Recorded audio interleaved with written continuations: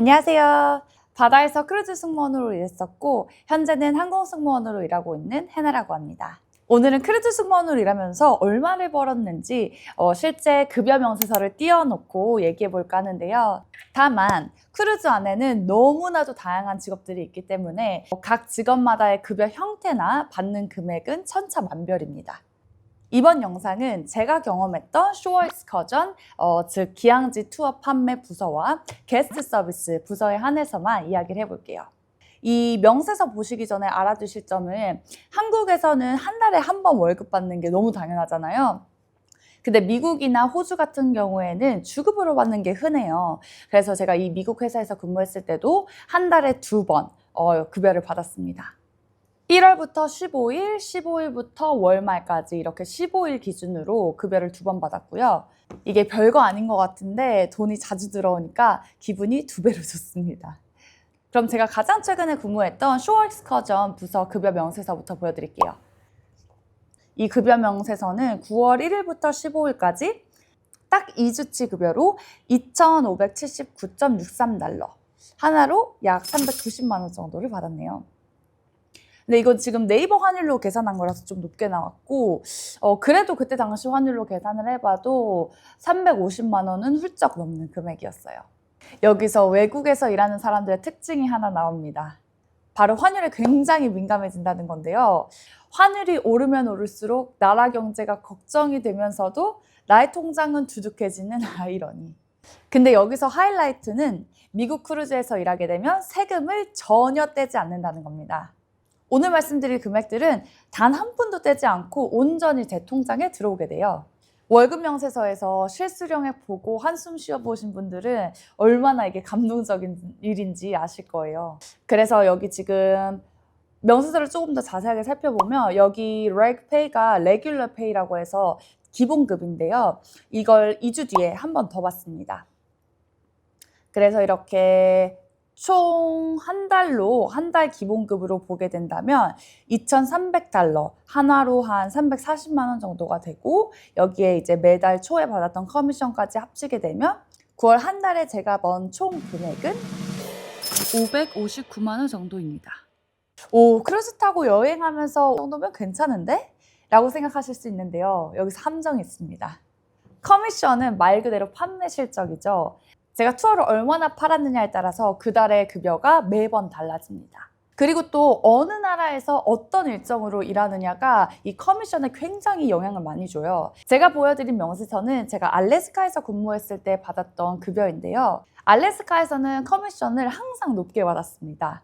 왜냐면 이곳에서는 빙하 체험이라던가 갯썰매 이렇게 관광 상품을 통해서만 갈 수 있는 곳들이거든요. 그래서 투어 예약률이 굉장히 높았고 커미션이 굉장히 좋았습니다.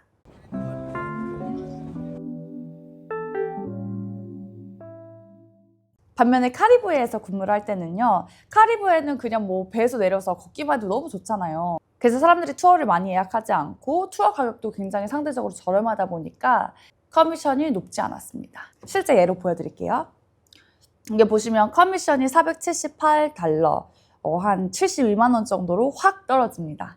같은 일을 하는데 말이죠.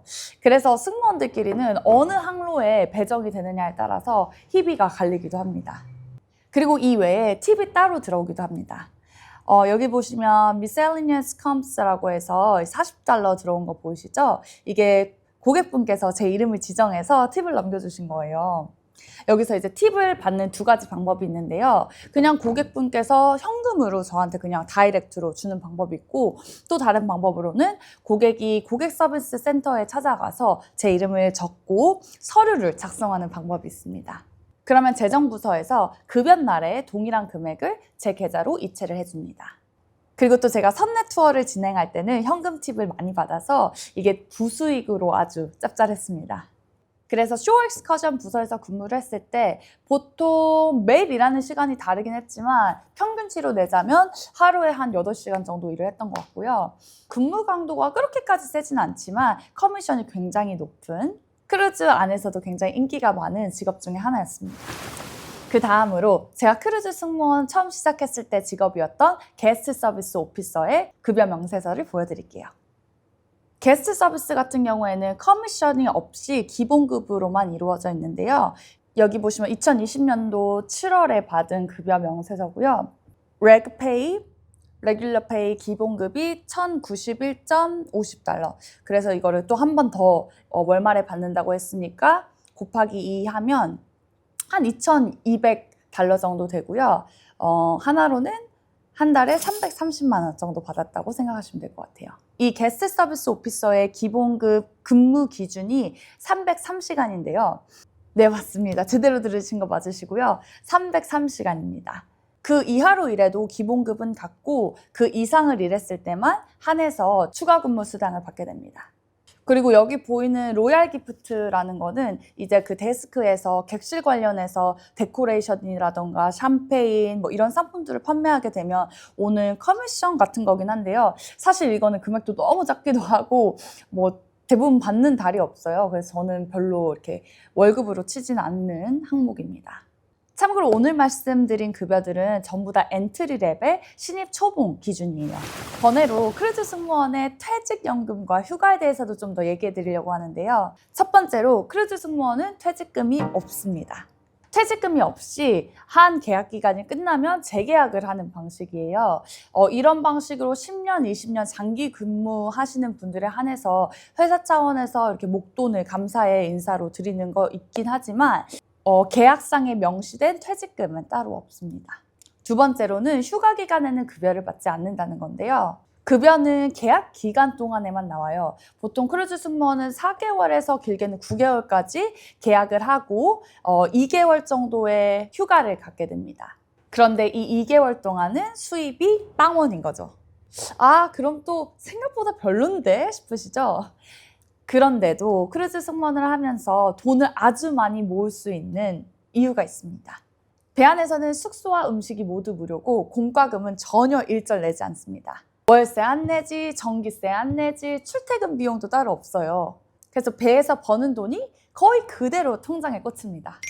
오늘 이렇게 제 경험을 공유해 보았는데요. 앞에서 말씀드렸다시피 너무나도 많은 크루즈 회사가 있고 그 크루즈 안에서도 너무나도 다양한 직업들이 있기 때문에 급여 형태는 정말 다양할 수 있다는 점 꼭 참고해 주시기 바랄게요.